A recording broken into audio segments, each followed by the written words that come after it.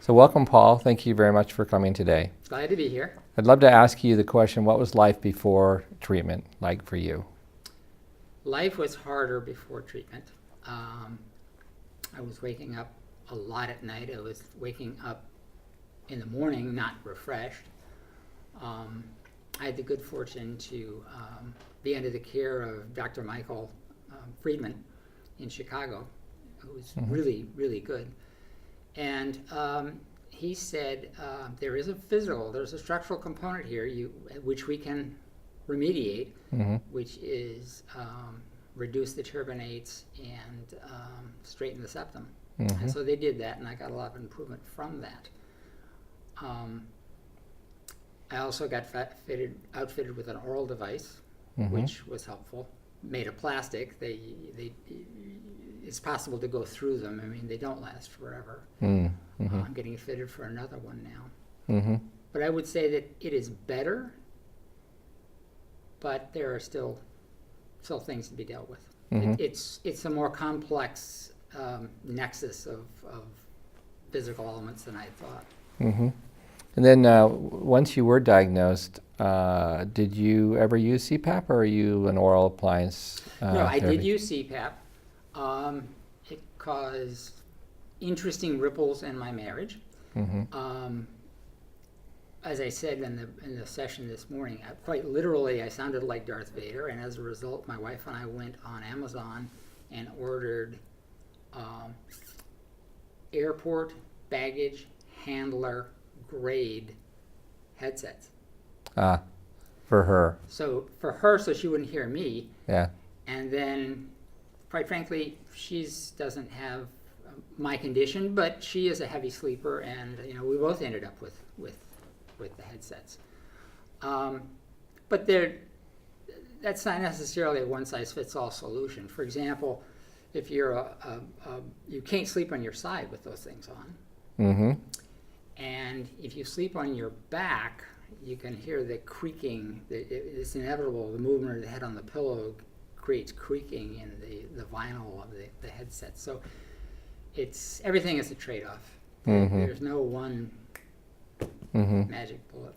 When you were tested, did it show anything about difference with sleeping on your side versus your back?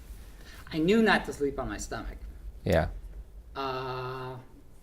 I was never told not to sleep on my back. I knew that it would place me at greater risk of the epiglottis collapsing. So the pattern I developed is it's the most comfortable position to go to sleep in, but I instinctively then go roll on my side, usually my right side because I'm right dominant. The adaptation I made was that I actually have two different pillows I use at night. One is a contour indented pillow for back sleeping, and the other is a waveform, a curved pillow that's for side sleeping. So I actually take great care to put the position of the head and neck as they should be in both. So that sounds like it works for you. What kinds of things do you try that didn't work for you? Well, CPAP, as I say, is intrusive, and they say better is the enemy of good, and I believe it. My sleep got good enough that I was able to not use CPAP anymore, and I was kind of glad. But recently I've discovered there's another element. I hadn't seen this coming. The question arose if my apnea was remediated, and in fact the latest sleep study showed that apnea was not really a serious factor in my sleep, then what causes the sleep interruptions? Why, for example, do I dream of playing soccer and find that I have physically kicked? Or dream that I was doing some motion where actually, my arms were in the air moving. Turns out I have parasomnia, which means that the normal person might have essentially everything paralyzed in REM sleep but their eyes and their brain activity.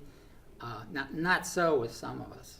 Yeah. And I'd love to find out. I get the feeling they don't actually know how many of us there are. 10%, 20%, what? But my muscles don't shut off. I can act out my dreams. So if the apnea is not causing a cessation of breathing, which the brain responds to by supplying a dramatic script that gets me moving, which gets me breathing, if that's not the cycle, then why am I waking up finding I just kicked or, thrashed? Yeah. Or why does my wife wake me up and tell me to, stop?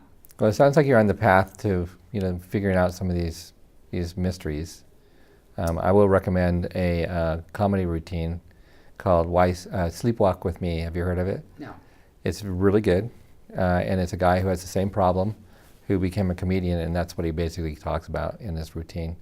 Mike Birbiglia, I think his name is. Sleepwalk with Me. Sleepwalk with Me. He did a movie afterwards, but he did this comedy routine first, and you can probably find it On YouTube. On YouTube. Yes. Yeah. So I want to really thank you very much for contributing to our project here, and encourage you, as I think you're already doing, to reach out to anybody who needs help, because that small gesture can result in a really big outcome for somebody else. So thank you very much. If I can add one thing too. Yeah. I also take Prozac for depression and anxiety, bupropion for general anxiety. I will say this. I wish we were not still frozen in time using 1980s pharma technology. I would love to see something else out there, despite the expense or the difficulty. I choose to believe, or need to believe, that there are other interventions possible that will update the toolkit. Great. Well, I hope people watching this interview might come up with some ideas for you. All right. Thank you, sir. Mm-hmm.